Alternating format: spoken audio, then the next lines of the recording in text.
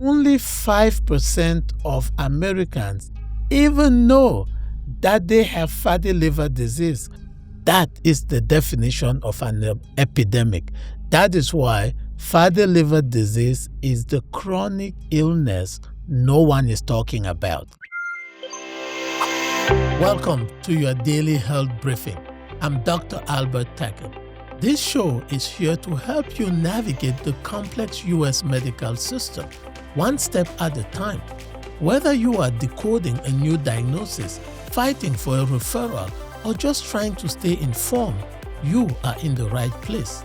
Let's get into the science. So my patient Maxwell comes to see me. He's had obesity for many years. And I told him, Maxwell, we have to check your liver with an ultrasound to find out if you have fatty liver disease. He looks at me bewildered and says, Doc, why? And even if I have fatty liver disease, what's the big deal? I don't feel any symptoms. I feel fine. And that is the dilemma in primary care today in America, because only 5% of Americans even know that they have fatty liver disease. Meanwhile, the disease affects 40% of Americans. And by the way, what's even more shocking, it affects 60 to 70% of people with diabetes and 70% of people with obesity. That is the definition of an epidemic. That is why fatty liver disease is the chronic illness no one is talking about. That's why I brought my colleague and primary care expert, Dr. Khan, to talk about that disease. Dr. Khan, why is no one talking about fatty liver disease? It's one of those things I feel where it gets thrown under the rug because, people, a lot of times, like you were mentioning, if you have obesity, you have diabetes, you might have high cholesterol, blood pressure, whatever. A lot of times those major chronic conditions take all the shine, right? They got all the attention, and the fatty liver becomes the little unloved child that longs for attention and then doesn't get it. Unfortunately, however, though, it's one of those diseases, one of those chronic diseases that progresses and keeps progressing until you take care of it. The other aspect of this being, sometimes doctors I've heard argue this, or even sometimes with the patients, where their idea being if you start treating the other issues that you have, such as the weight or diabetes or cholesterol, that at the end of the day, this should improve as well. And so a lot of times it just gets missed out on. And to your point, I think that because the impact is so widespread, that is why it was changed from fatty liver disease as a name to metabolic associated steatotic liver disease. Yes. Because it has wide-ranging impact. So let's delve into the science. What are the other problems associated with fatty liver disease? It's going to be a lot of your common metabolic problems, right? Number one being obesity, diabetes, high cholesterol, even things like blood pressure can start affecting it. But genetics plays a big role. And those are your main things that typically will also impact having fatty liver. Now, let me introduce a little bit of a plot twist, Dr. Khan. Do it. Turns out the number one cause of death in patients with fatty liver disease is cardiovascular disease. Can you believe that? Yeah, no, honestly, and it does make a little bit of sense, when you think about it. Maybe not at first, but you're like, oh, if I have a massive liver problem, why is heart disease getting to me, right? This sort of turns to is the fact that, somebody who has fatty liver most likely will have obesity, high cholesterol, uncontrolled diabetes or diabetes, high blood pressure, sleep apnea, all these things. The panacea of the risk factors of heart disease. Exactly. All of these things directly impact the heart, and so it's like this big connection. It's just all connected. The body's connected. So the human body's connected. So a lot of times these patients have those kinds of conditions as well. And ultimately, the main cause of death being cardiovascular. But the most insidious one, and the one we worry about, is fibrosis in the liver. Exactly. And when I said that to a patient that we're going to calculate something called your FIB-4 score, he was like, what is that? Yeah. He said, we detect fibrosis in the liver. I said, what is fibrosis? Exactly, yeah. Can you explain to the patients, Absolutely. Why do we look for fibrosis in the liver? Absolutely. So, a lot of people do know your liver is one of those organs that can repair itself, right? This is a very amazing ability because, again, if you compare it to, for example, the heart, it can't repair itself. So once you have a heart attack, that area of the heart where that was affected is forever damaged. It's never going to contract the same again. Now, as you, for example, if you're somebody who does have fatty liver, this disease has certain stages to it, just like any other disease of the liver or whatever else system you're talking about. As it starts, you're in the mild phase. And as it progresses, you're building up more fat, more cholesterol into the liver. And if you can imagine, if you stuff the liver or whatever organ with anything that doesn't belong there, it's not going to be able to function at the level it needs to function. So just like that, over time, slowly, it tires out and it damages and it tires out. And you go from this mild stage to moderate to more severe damage that's going on. And then unfortunately, as this continues and you don't address it, you go into fibrosis, which is essentially like hardening of the liver. Now, the liver, if you like food and you eat like the more exotic stuff, people like to eat liver as well. It has a lot of vitamins and stuff like that. But it's like this jello, it's a little bit harder than jello, but this jelly-like consistency, But it turns into more of imagine it like a rock type consistency. So as it turns from this jello to the rock, you can imagine that blood doesn't flow right through that anymore. And that process is called fibrosis. Yeah. And then that process of turning it into that kind of a harder organ is fibrosis. This can still continue to progress as it affects more and more of the liver. Then you're going to, and it gets more and malfunctions even more. You get to a stage called cirrhosis, which is irreversible liver damage. And there's no coming back from that. Then you're looking into things like transplants and et cetera, And this is the part where the patient, he asked me, Maxwell, it's an interesting question. He said, Doc, but you would think I would feel something. What are the symptoms of fibrosis? And I had to tell him that, Maxwell, unfortunately, you can lose 85% of your liver function and never have a single symptom. Look, and again, for maybe a physician, it's not as surprising, right? That fact, right? But like, if you look at it this way, like high blood pressure, what's the nickname? They call it the silent killer. Most people don't feel anything, right? You could have kidney disease for decades and not know about it if you don't check on it, right? And so same thing, like you could have liver disease for a long time and not really know about it. The human body is extremely resilient, and it can overcome or put up with a lot of damage, a lot of abuse, right? Until slowly you get to a stage where, if this main organ isn't functioning anymore, now you're going to get those side effects of the liver all of a sudden, over this time not working anymore. And you cross this line, you're going to start getting a lot of different symptoms. People don't know where the job of the liver involves a lot of different things. It creates protein, right?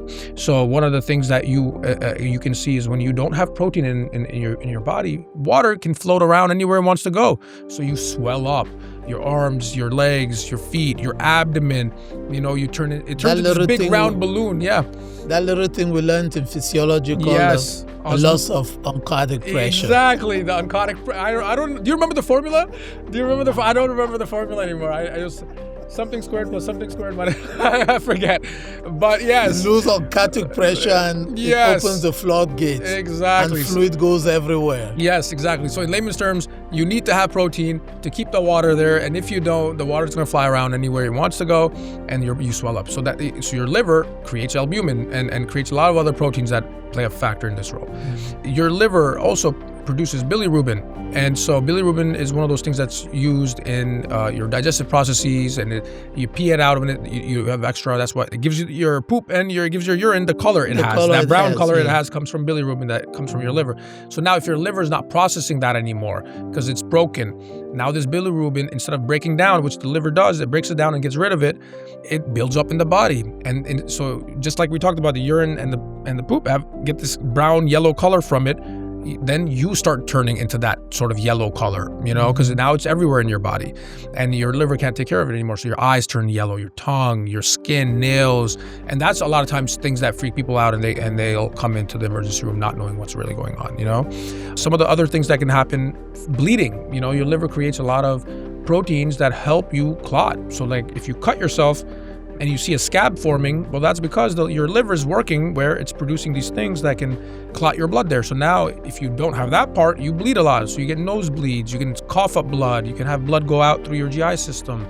And so unfortunately, up until like 80% of the liver is gone, you're not going to really get any kind of symptoms. Then the ones that you do get are extremely worrisome, and that's what brings a lot of people to the doctor.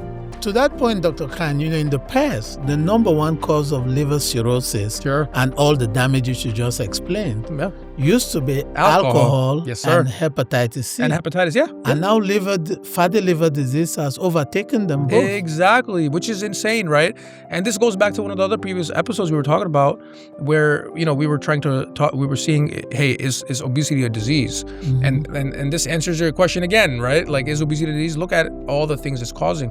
Alcohol was classically, and the viral infections were some of the major causes of liver failure and liver disease. Not so much anymore, and now it's obesity-driven fatty liver disease. And to that point, another statistic is that they're expecting by that 2050 that we're going to have 75% more of the population having this kind of a disease. So to your point, Dr. Khan, how then do we explain the fact that we in primary care ignore the leading cause of liver cirrhosis? That affects 40% of Americans. Exactly. It's shocking. It is shocking. And, I try my best to not, fall into the trap of that. So when, as your physician, it's our job to look out for these kinds of things, right? Which is the point you're making. For the way we practice, what I do is when I see somebody who could potentially be at risk for this, I will quickly order them something like an ultrasound to check out that liver and look at it physically and see what's going on there. And so if I have a patient who's obese, they might have a little bit of cholesterol, they might have a little bit of prediabetes or something. If they're fitting that picture, it makes a lot of sense to screen them for something like this. Currently, I don't believe the USPTF has any kind of actual guidelines on it yet for screening basis. That's something that I think it's one we would of the need. modalities. Exactly. So we start by screening with an ultrasound. Sure. And we also calculate the FIB-4 score. Exactly. So people, you were talking about that. So the FIB-4 score is something that we can sort of figure. It gives us an indication of the likelihood of you having some of these kinds of kind of disease. Like the fibrosis. So we take some of the numbers that we have in your blood work, your liver, and your platelets, and we pump it through this formula, and it gives us a specific number. Now, if your score is below a number, it might be okay. And as it gets higher, that indicates more severe disease. There's also distinctions between age, people less than 60, higher than 60, but that's for us to worry about. But again, the idea being we can calculate your risk, get you the ultrasound you might need, and then start tracking it, and I do this for a lot of my patients. And it, to your point, it surprises them. Not a lot of people have or are educated about fatty liver and its potential serious complications. Okay. Which is why we aggressively screen for this, aggressively treat it when we find it. Exactly. Now, that's a good segue into treatment options. Yes. Now, before we get into that, let's just recap the diagnosis. So we go off of the patient's risk, usually obesity and diabetes. Then we get into screening with an ultrasound. Now, we also calculate the FIB-4 because you can have a normal ultrasound but still have a high FIB-4 or indication of some degree of fibrosis. Or vice versa, you can have a high FIB-4 or you can have a normal ultrasound but your FIB-4 score is not that high or it's normal. And next, we also said that if you are positive and you need the next step then would be doing something like a fibroscan. Exactly. Which is an expensive equipment. It is, you will learn. to have, but that would be the next test. Yes. Okay, so let's move into treatment. Yes. What treatments are available for this patient to prevent them from having all the catastrophic complications you just mentioned? Absolutely. So, number one will be, it all starts with your weight loss journey, right? Because if we can stop you at the start of all of this, you don't got to worry about everything that happens downstream, right? Yes. So like we were talking about in our previous episodes with GLPs, we're talking about weight and obesity, we're talking about things like diabetes.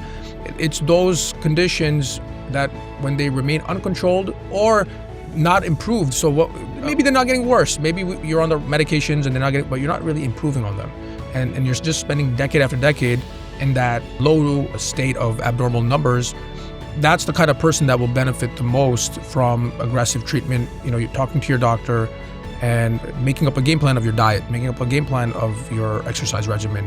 Do you need any certain medication help, etc., right? Also having a good primary care doctor, right, is the other big part of this, so that he realizes, hey, look, you have these factors, let's get you evaluated, right? So even if you don't have, say, the fibrosis or the cirrhosis, the more serious stuff, if we find out, hey, look, you have fatty liver, we can force you to work more on this, put light to what the side effects could be and what you have to, what you potentially might have to deal with. Treatment options wise, there's a medication that we can offer you specifically for this. But one of the most effective ways, which goes back to tackling the issue before it even starts, is Ozempic. Ozempic was FDA approved for the treatment of fibrosis. And so number 3 being, you want to obviously abstain from alcohol, no drinking, weight loss and aggressive weight loss at that, and then monitoring, to try to help reverse some of this as much as possible. Awesome. All right. So as we wrap up, Dr. Khan, I want to leave you with a quote. Yes. Okay. And I'll get your reaction to this. Fatty liver disease is now the #1 cause of cirrhosis in America, the fastest growing reason for liver transplant in the world. And by 2050, it will kill 95,000 Americans a year. And 95% of people who have it don't even know it. Yeah. That blows my mind. And this is why, educating yourself with reliable sources is important. Talking to your doctor, do your yearly physical, all things we talk about, right, with our podcast. Take care of your body, right? For example, I love cars, right? So like if you have any car in the world, we love Ferraris and, these Lamborghinis. What I always say is like, don't treat yourself like a Honda, don't, like where you could avoid putting in the premium gas, you can avoid doing oil changes or, all this maintenance that you typically would want to do, we can avoid because we know, hey, look, this Toyota or this Honda, it'll run forever. It can take a lot of abuse. Don't treat your body like that, right? Treat yourself like a Ferrari, You have to do the expensive oil, you have to do the expensive maintenance, but you get to have the thrill of that drive in the car, right? So same thing with your body, like take care of yourself and educate yourself, and then take the steps you need to. Discipline and consistency is key to anything in life, and that's what I would want to leave our patients with. And that's how we are patient allies. Absolutely. Because we point them in the direction of optimal health with the tools that medicine offers. Thank you, Dr. My pleasure. Thank you for having me. This has been the Daily Brief. Medicine is not about certainty. It is about responsibility.